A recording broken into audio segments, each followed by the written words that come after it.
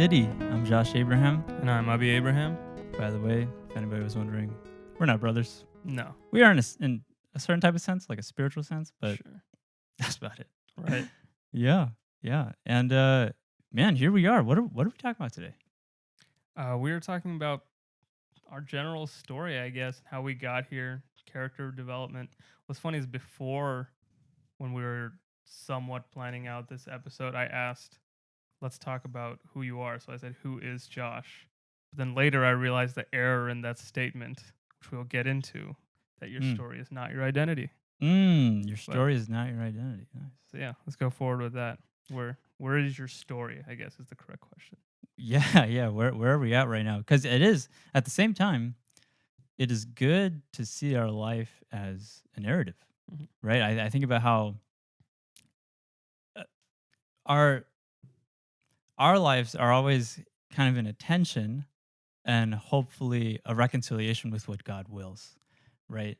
And I think it's good to frame that for everybody to listen. So what we're gonna do right now, maybe we'll just share what has happened in our walk with the Lord up until now, right? Because there's a point where we're kind of taking our separate paths. And there's a point where Abby and I cross paths, and then we actually kind of get out of each other's lives for a second, then we come back. Yeah, I mean, this podcast is really the fruit of what we're about to talk about. So yeah. So let's get into it. I'll start. Let's see. Gotta look at my notes here. I think, man, I started in the last year. I've always had a fascination with the image of open hands, right? I think that's how the Lord really calls us to live with open hands. In the sense that not to take control of our lives, it's kind of when I think of me trying to take control of my life, which has been the biggest tension in my walk with the Lord. It's always been this image of closing my grip on life, and I feel like my whole story has been just this slow opening of the hands until, now where it's like I'm trying my best to just live a hands-off approach to life. So I think about that verse from John the Baptist in the beginning of the Gospel of John.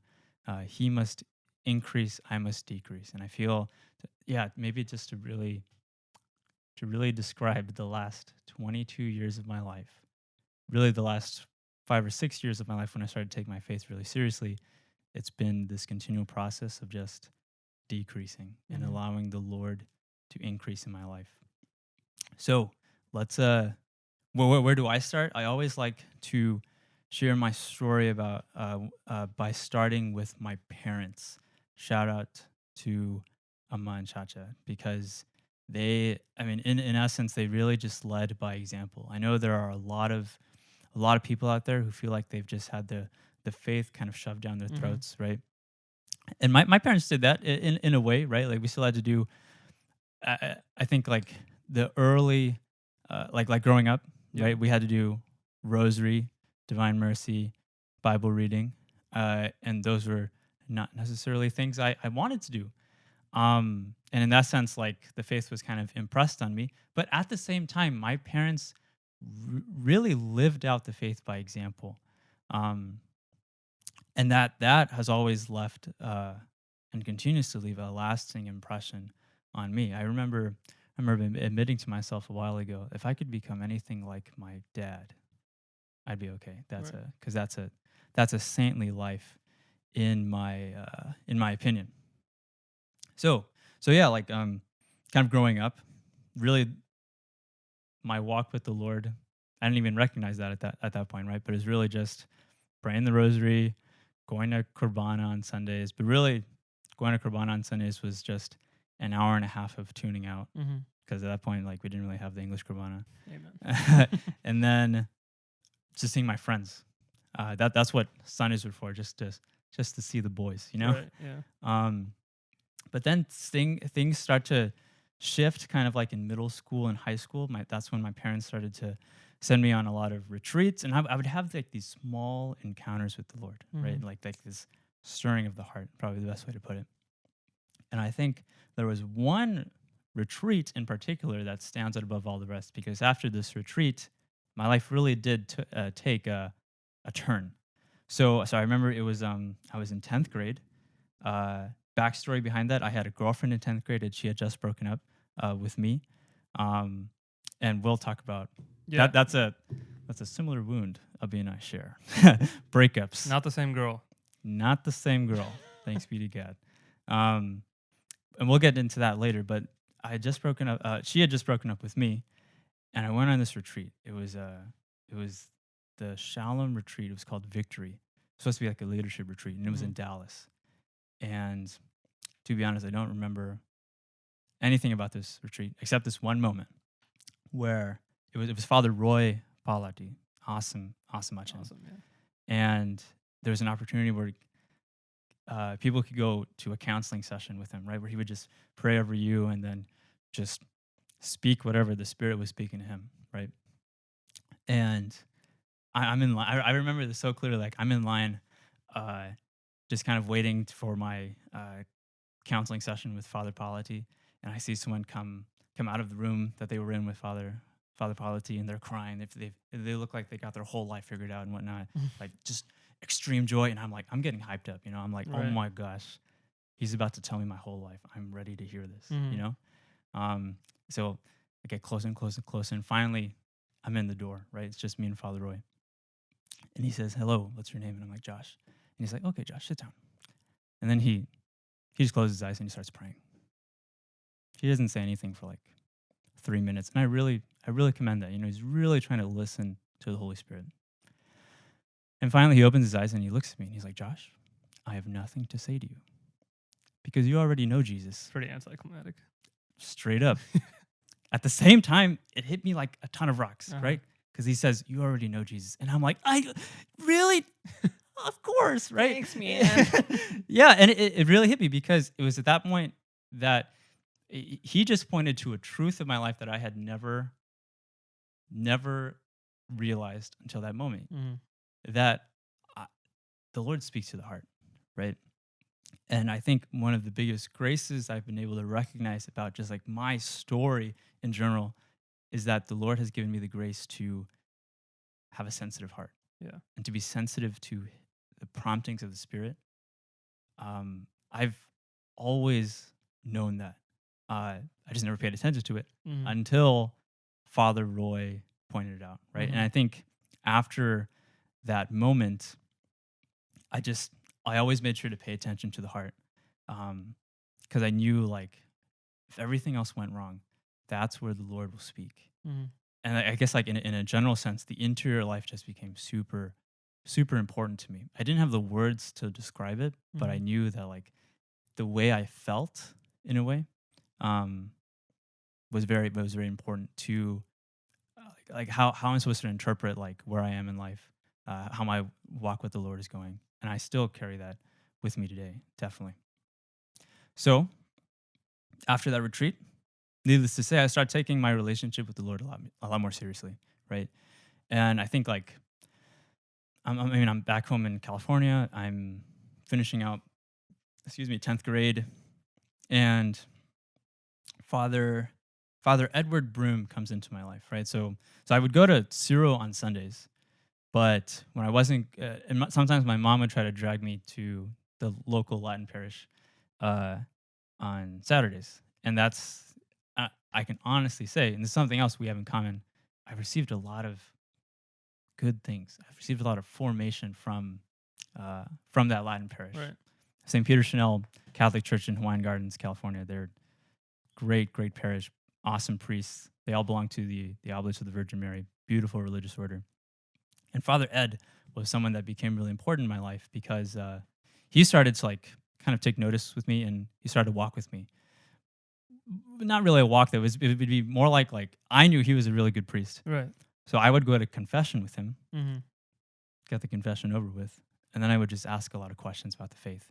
And within that sort of dialogue that we started having, like that became a huge part of like um like my own discovery of the faith. Would you say he was like an unofficial spiritual director of sorts? Straight up. I like to use the term pseudo spiritual director. Gotcha. Yeah. And in those, it was interesting.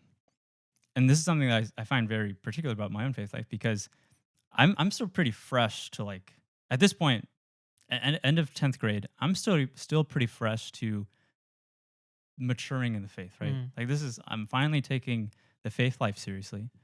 And almost as soon as that starts to happen, this idea of the priesthood starts to come up. Yeah. Almost literally at the same time. Uh, so I was in an interesting predicament at that point. Just to give more context, I'm in the end of my 10th grade. I'm at a college prep high school, and Oxford Academy, and they put a lot of pressure on students, maybe unnecessary pressure on students to figure their life out. Right? Like, I'm in 10th grade. How am I supposed to figure the next, like, forever out for Yeah. me? Right? But I'm trying to figure my life out and whatnot. So I start to make hasty decisions, right? So I decide I know enough about myself to think I wanted to be a doctor. No discernment. It's just like, yeah, that's what every other Indian kid who wants to help people does. So One of the primary vocations, right? that's one of the primary vocations. Yes, that is right. We'll get into that at another podcast. But I was just like, yeah, I'm gonna become a doctor. Med school sounds great, whatever. But as I continued to grow in my faith, right, and especially as I start to notice the witness of Father Ed, not only to me during those conversations, but also to the whole parish, whenever he would say the Mass, his homilies. He's a genius, by the way. Like, I started to take notice of him, and in doing all that, priesthood really started to become a more real idea to consider. And to be honest, I would say, yeah, by the middle of junior year, I didn't even consider it. I chose it. And we'll see why that's a problem later on. But I think, like, to give that image again, I closed my grip on the priesthood. I was like, okay, this is what I want to do. Because I kind of mentioned earlier, like, I just wanted to help people, right? I think that's kind of like the main driving force of understanding what I want to do with my life. And the seller was when, like, what really sold me was when Father Ed, he told me one time in one of our conversations, to help someone physically is good, but to help someone spiritually is a light year's difference. Yeah. That's verbatim right there, a light year's difference. That quote has still stuck with me, and I still think that's true. Yeah. But I took that, I prayed with it, and it was clear that God was calling me to seminary. Mm-hmm. So by the middle of junior year, I was set on going to St. Joseph College Seminary in Chicago to study for the Syro-Malabar Diocese. Like, literally senior year, St. Joe's was the only college I applied to.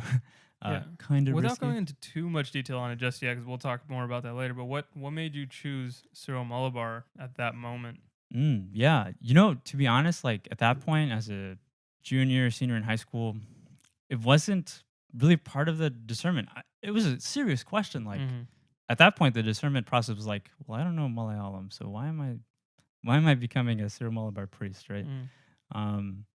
But there was just still, like, a conviction to move forward with that, right? And in fact, I think it was the only tangible way I could move forward. Like, as soon as I started to think about all this idea of priesthood, the first thing that comes in my way is to talk to Father Vinod, who was the vocations director at that time, and I just kind of ran with it. I didn't think about it.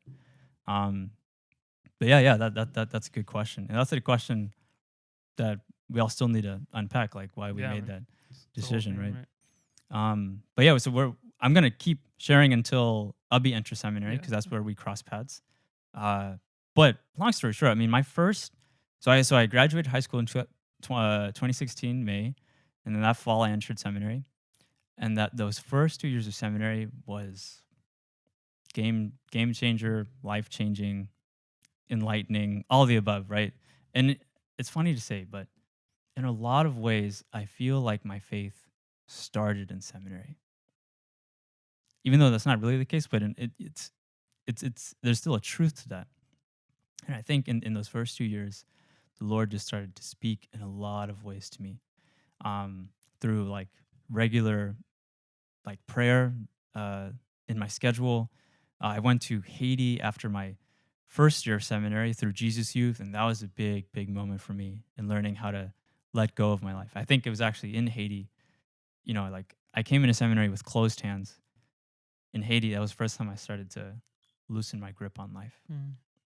And then maybe to characterize a second year of seminary, I just really started to recognize that's where all the wounds started to come up, Like we have Yeah. all this brokenness that we don't want to admit. And I definitely didn't want to admit it, but it's just all these things started to come up in my own prayer, like how broken I was, how broken I am, started to recognize my own sinfulness that second year. Um, where I always like to say it this way, in the context of love, I was able to accept my brokenness because I knew it was the Lord wanting to heal me, right? So through a lot of spiritual direction, a lot of good conversations with close friends at that point, just a lot of healing happened that second year. And I'll end my short of spiel by saying by the end of sophomore year, I was more attracted than ever before about being a priest. Mm-hmm. Uh, and then the year after that, my junior year, Ubby comes into seminary. Yeah. But first, we got to talk about how you got there. How did I get there? Yeah. Thank you. First of all, there's actually a lot in there that we haven't talked about. I thought we kind of covered everything in that area, but yeah, so Funny how that happens. glad to Yeah. hear that happened. Yeah, I mean, I guess background wise, pretty much same as everyone else in terms of growing up with fervent Cyril Malabar parents, Mm. but at the same time, I can honestly say that my parents are very genuine Cyril Malabar Catholics. Because not to Yeah. bash on anyone, but there are a lot of parents that it's more of a cultural thing or it's more of, something they do for the community. Sure. But I can honestly say that my parents genuinely care about their faith primarily. Mm. And that itself is a blessing I didn't appreciate, and basically until now. And I think it was really different for us. I guess one area that's super different, especially being from San Francisco, was we're a relatively new community. So I have two older brothers. One is 10 years older and one is 6 years older. And they almost didn't have much of a community to grow up with, especially my oldest brother, pretty much nothing. We had like no parish back then when he was growing up and coming of age. And didn't really think about that much. Most of the time, we would go to the Latin parish as we were growing up, and same as you, just like family prayer every night. That was more of a chore than it was anything else. But I was like 6, 8 at the time. Didn't really make a difference to me. I was kind of just like, all right, yeah, my family's doing it. I'll hop in, right? But what really started to kind of make me start thinking about just life in general more was my oldest brother went off to college, and the first time we visited him, kind of realized like I don't know if he's going to church anymore. Mm. And this started kind of becoming this trend with seeing older like Chattons and Jachis in the communities. They're not going to church anymore. They're not doing this anymore. And I was like really shook because I was like, what is this? Like I thought this was just like a part of life, like brushing your teeth. Right. And so that started really like making me question things, and not in a very intellectually high way, but like just as an 8-year-old, 10-year-old and growing through elementary, middle school, all these things, I was just like, why is every Chatton and JG I know like leaving the church? And then just a comment there, not that it has much to do with your story, but it's an interesting, sad reality that Yeah. that has happened. They call it the lost generation. Oh yeah. Right. Yeah. Yeah, it's crazy. Crazy that happened. Yeah. And again, no fault of their character. No, Right. it's nothing. No, I wouldn't say nothing. Obviously, they're individuals, but it was just how it was, right? And I think that was something that really deeply affected the way I started thinking about things, because I just kind of started thinking they know what they're doing. Parents and older people in the community, old fashioned, and especially seeing like I would argue, I mean, it's controversial, but I would argue a majority of people that it's truly just a cultural thing.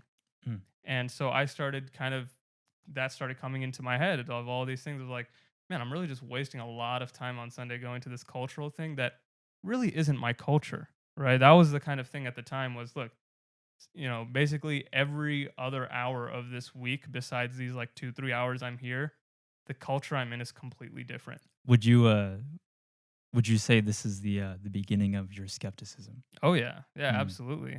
I think until that point, it was just going with the flow. And I think there's a lot of people who kind of feel the same way. Yeah, yeah, absolutely. And unfortunately, I feel like they're shut down a lot of the time for feeling that way. Yeah. But it wasn't like a conscious choice of like screw the church. It was more of Right. just like there's obviously something off here. And, as that kind of kept going, I would stick with the church for a bit and, still kept going to CCD and all of these things. But that skepticism got stronger and stronger, and there was never any answer to the questions I had.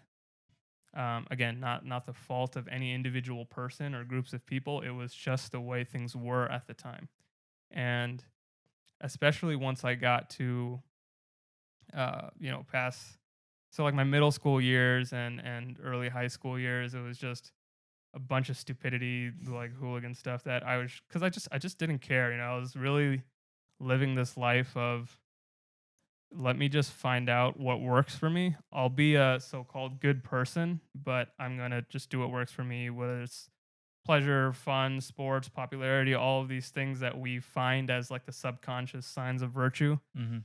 Just started going after that. And again, like to stress, I didn't have some sort of like radical, like, oh, I was addicted to all of these drugs and because, again, people have those stories, but I think oftentimes that can be put up as the only story. And then a lot of people are like, look, I'm not that bad. Right. Right, right, right, And right. like, that's kind of what I'd say for me was like, look, I was a normal kid by all means. I was just very skeptical and just kind of went with the flow in daily life with all my secular friends and all of these things.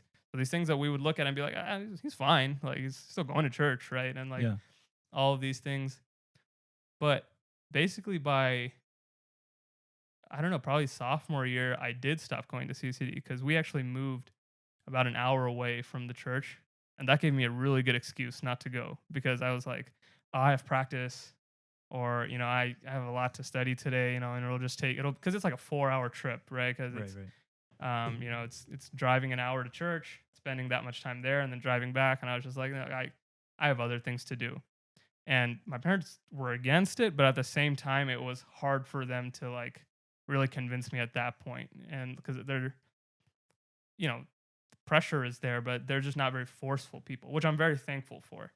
And so at that point, I stopped going, and then it was just slippery slope from there because it Mm. was like pretty much barely any church. Once in a while, I'd go to the Latin parish more out of guilt than anything else. And yeah, we'll go on more on that later because like now I see it as like there was still the voice of the Lord kind of pulling me towards something gently. Mhm. And so kind of going down that path, uh, eventually I was in a relationship and went through a breakup. I think toward beginning of my junior year. So at that point, we'd actually moved back to where we were from. So basically from Mountain House to Fremont, and a different school and everything. So it was a whole new community. So I'm in my junior year of high school at a brand new school. Oof. Yeah, and normally that wouldn't be a problem for me. I'd moved a bunch in my life, and I like easily associate with people and everything. But at that point, I kind of made the conscious choice to ignore people because Mm. I was just like in this super stoic mode of like, so it'd be like lunch break or something, and I'd walk around pretending like I was looking for somebody so that people wouldn't try and introduce themselves like Yeah. to the new kid. Yeah, Um, the walls are put up. right. And all of these things. And then I got to this point where I was just like, man, I really don't know what's going on. Like, I don't know how to make sense of this. Mm. Like, with what I've been taught in my family life, I don't know how to make sense of this with what I've learned about relationship and going forward in the future and friendships and all of these things. But I also don't know how to make sense of it from the secular sense of like whatever it is, right? Like, just move on or like find other friends, get with another girl, whatever it is. I didn't know how to fit it into either side of what I was told up to that point in my life. Mhm. And that's where just one day I was at Nathan Jen's house, and he's a close family friend of ours. And we just like went on this walk, and somehow or another it came up like this. almost inadvertent challenge of like pursuing truth for truth rather than fitting it into my own narrative. Mm. And man, like I really took that pretty hard because it was almost like a not offended by him, but it was almost like I put up this defense in myself of like, you saying I don't pursue truth? What are you talking about? Right? Like I only pursue truth. Right. But literally it took me less than 24 hours to go home and be like, oh yeah, no, I don't. Right. And so that was a life changing subtle challenge for me. And since then I went home trying to really appease my confirmation bias in, looking through.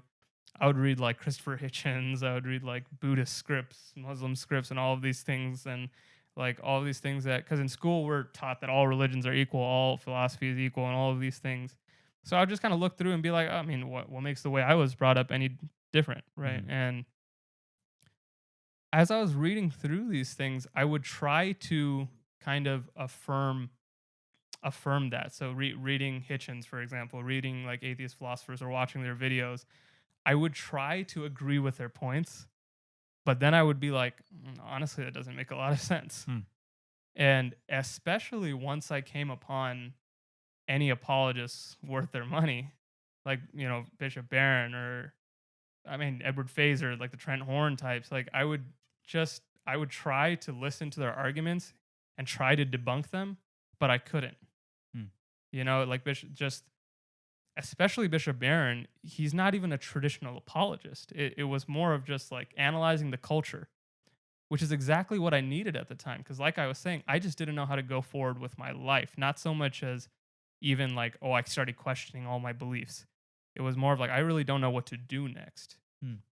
And I think Bishop Barron was really key in that area because he talks about so many different aspects of the culture and where our faith plays into that. Yeah, yeah. I mean, I just want to comment. Like, one, it sounds like this sort of this part of your life is kind of like your intellectual Yeah, journey, right? yeah, yeah, absolutely. And yeah, like I think I also kind of had like not as maybe it's safe to say not as intensive an intellectual journey as Sure. you did, but Bishop Barron also Yeah. really helped me kind of put words to what I was experiencing. Hmm. Yeah, that's Yeah. awesome. Yeah. Mutual intellectual father in a sense. And 100%. yeah, so I kept going down this path of like, okay, he's right about this, but let me see his next video. He's probably missing something there. There's no way Catholicism connects to this. Right. And I would just keep trying to do that to where I started asking myself, man, I'm really like, again, not praising myself, but I was like, man, my confirmation bias is trying to look for one thing, but something else is coming up and I'm able to accept that. Looking back, like at the moment, I was, just like, oh, this is the way it is. But now in today's culture, I'm seeing like actually how difficult that is to do on your own. So looking back, I couldn't have done that without the Holy Spirit guiding me through that because it's so hard to fight confirmation bias because you don't even oftentimes know it's there. So that itself was just like, I don't know where that was, right? Because back then I tried to tell myself, well, I'm just this intellectual giant that takes arguments for how they are.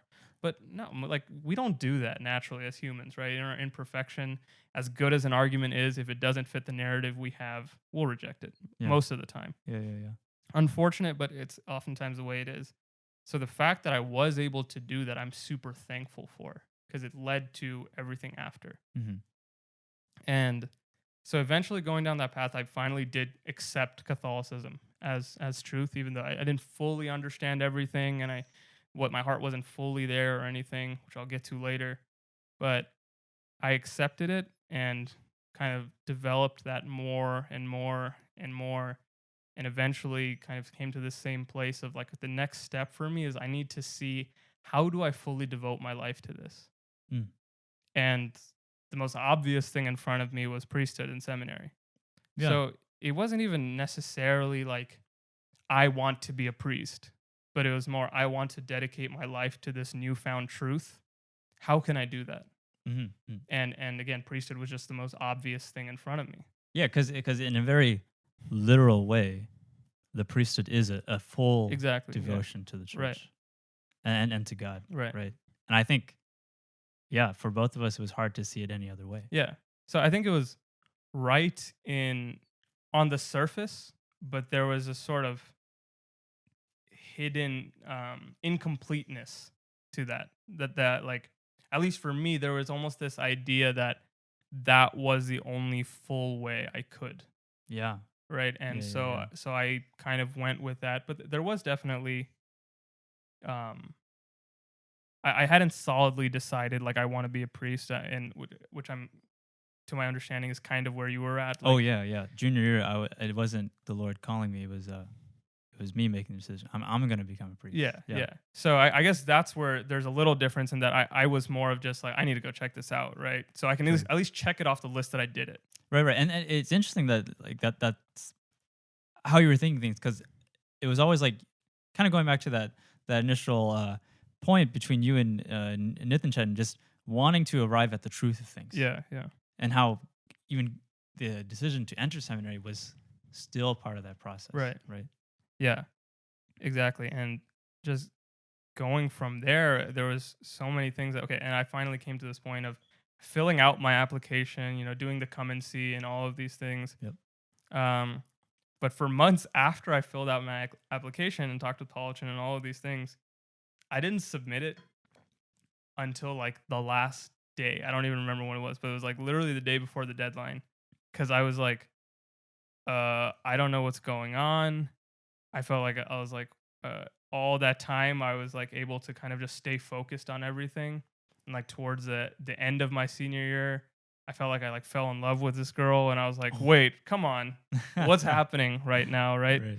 And it was tough because it was like there was nothing lustful there. There was nothing that was like nothing of my past self in a sense. Hmm. That it was such a good desire, Mm. such a good girl, and like all of these things that made it so much more confusing. Because if it was just like my past like lust or like some crazy desire to not be alone or any of this, right? Like that we all go through at some point, I could easily reject that. Not easily, but I would be able to reject that and be like, this is clearly not from the Lord. Right, right. But it was two goods. But it was two goods. And I was like, right now? Come on, Jesus. Like, come on, right now. Why? And going forward from there, I was so confused, but finally came to this conviction that like what it wasn't so much a chronological ordering, but it was almost like what came first. Mhm. So as chronological as that sounds, I don't know if that does justice to what it really was. It was the desire for seminary and the priesthood was put there for a reason. Yeah, and you paid attention to that. Yeah. And I stuck to that, and I kind of just really up until that point, the same way I was tried to take it as logically as possible. Right. And I was just like, I'm going to go to seminary, right? Like, this is something that I was going to do. This girl doesn't change that, and nothing changes. And like, let the Lord take care of it, right? And honestly, the most abandonment I had until that point, and for a while after that. After that point, I almost stopped abandoning, right? It was like Sure. closing your hands, like I was saying, right? Or like you were saying. And but I'm super glad I made that decision. Yeah. Right.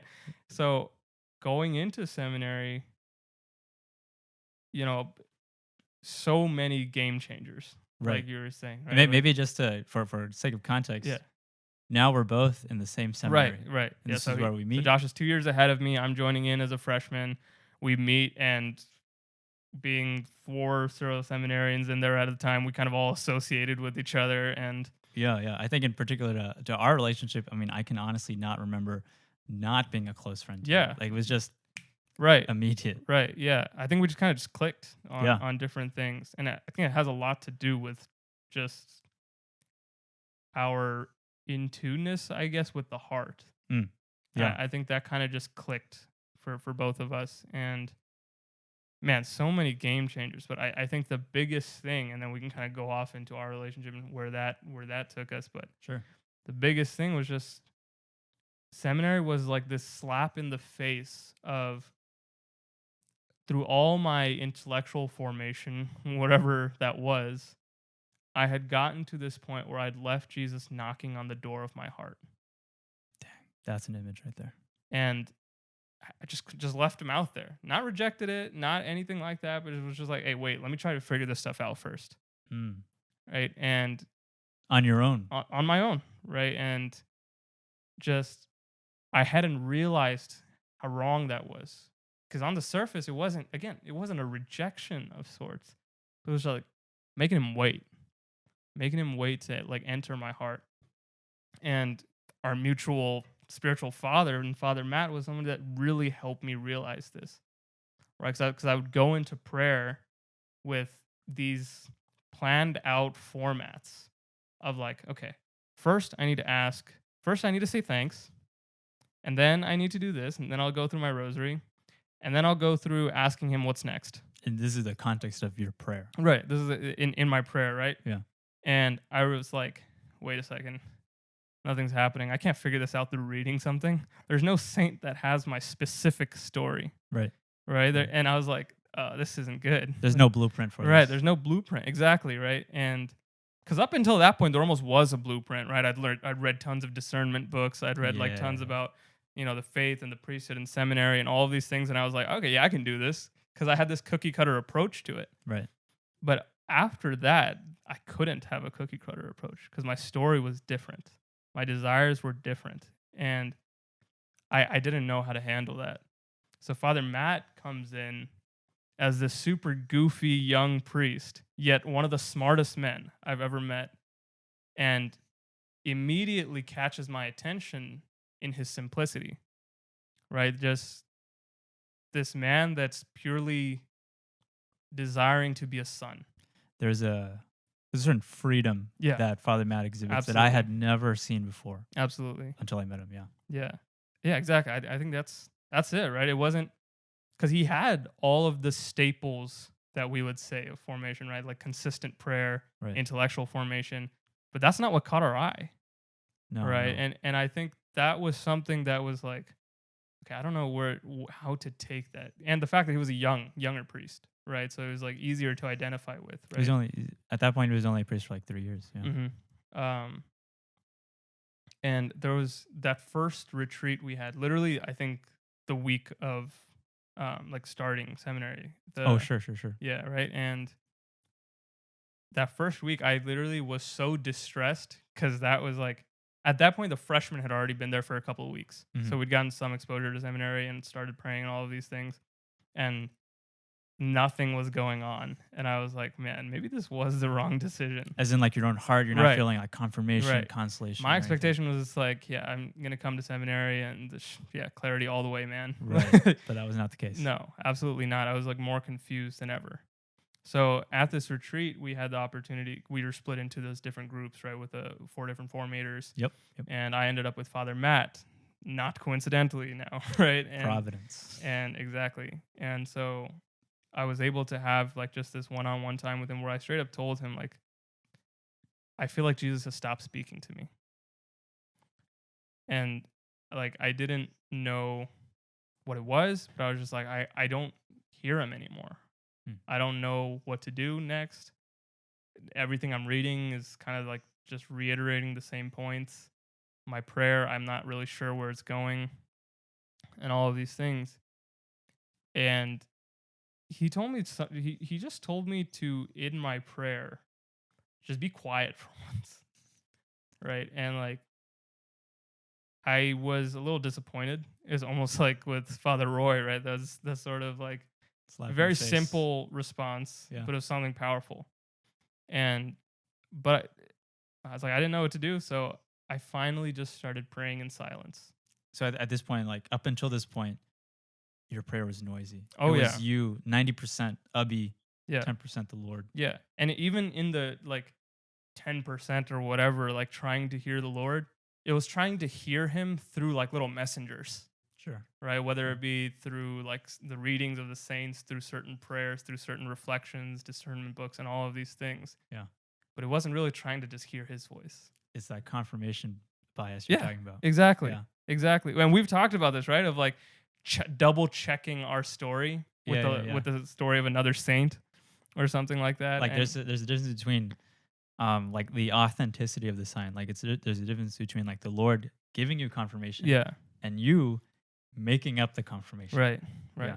And man, like it's such a subtle difference, but so important, right? And I think I just kind of kept fighting that, right? And eventually in those like periods that I finally started dedicating to silence, like hours a day. We had the blessing of having a chapel in the seminary, Beautiful chapel, by the way. beautiful chapel. And I made the very conscious choice while I was in seminary, which many people may disagree with, but it's something I needed at the time. But I told myself I'm not going to make any friends outside of seminary, at least for this first semester, Sure. right? And again, not something I would recommend to everybody, but it's something that I needed at the time. Was just I was had so much noise from before, so many friends and all of these things from before, that when I was in seminary, I was just like, look, I'm just gonna have formation with my brothers, fellowship with my brothers, and then study and prayer. That's it.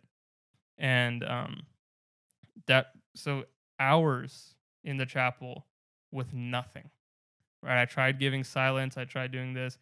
Nothing. I might use the image open hands. Open hands. Right? Trying to, at least. Yeah. Trying to. Exactly. Right. It was like, look, I'm doing everything that I possibly could do. Right. And I'm listening to Father Matt. I'm being quiet. Still nothing for a long time. Right. But eventually, the key is eventually, right? I did start getting more of peace, more of that peace of like, just stay where you are, right? Just stay with me for a bit, sit with me for a bit. And that wasn't any direction, right? It wasn't like, this is what you need to do, or this is what I want you to do right now. It was just like, just stay with me. But even that, like the consolation from that was enough to keep me in that spirit. Right. And it was kind of this ode to he gives you what you need at the time. Yeah.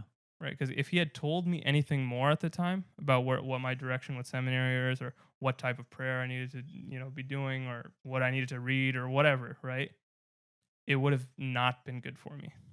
As And convenient as it would have been. I think we can characterize this sort of transition where before your prayer, the priority of your prayer is figuring it out. Oh yeah. And now it's transitioning into actual relationship. Where Absolutely. it's just being with the Lord. Absolutely. Just being with him, right? And I think from there, slowly more things started clicking in, whether it be through Fulton Sheen, my relationship with Mother Mary, like this super wounded relationship I had with mothers and women in general from before, and not understanding Mother Mary. Until that point, I was kind of just like, okay, cool, like Mother Mary, great, like right, Mother of God, no biggie, that kind of thing. Yeah. But after, so it was The World's First Love, one of my best books ever. He says that every book. Every book I read, Josh asks me how's it going. I would say best book I've ever read. Yeah. But that one was the first best book I've ever read. So, total game changer, because it essentially put Mother Mary in all the ways that we can really receive her. The spousal way, the motherly way, as a friend, as a comforter, and all of these different aspects that I had never known. And I think at that point in my life, that was one of the most crucial shifts, to just really accept in humility this relationship with Mother Mary and how she was leading me in relationship with her son. And specifically, there's just one image in the chapel of Our Lady of Grace in the far left corner that just always felt like I always felt like was speaking to me, something I would have laughed at like just a year before that, if somebody said like there was just a stained glass window speaking to you, really. Right. And like, so that just kind of kept developing. And then our relationship kept developing, right? We would talk about these things too, right? Like where our heart was, little aches of our heart. That was always kind of like to put it this way, it was the heart of our conversations. Yeah. It was always just expressing our hearts to each other. Yeah. It was really, so many memories are just flooding back right now. That room, that spiritual direction room. Absolutely. Where we had a really good example of like just good authentic like uh fraternal correction because we would Oh yeah, listen to each other's hearts and then we would point out like, hey, like, yeah. what's this? We would The call it red the flags, red right? flag. Yeah, Yeah, yeah, yeah. Like this doesn't add up. Like this doesn't make sense. Like yeah. where's this coming from? And Uh-huh. it's beautiful.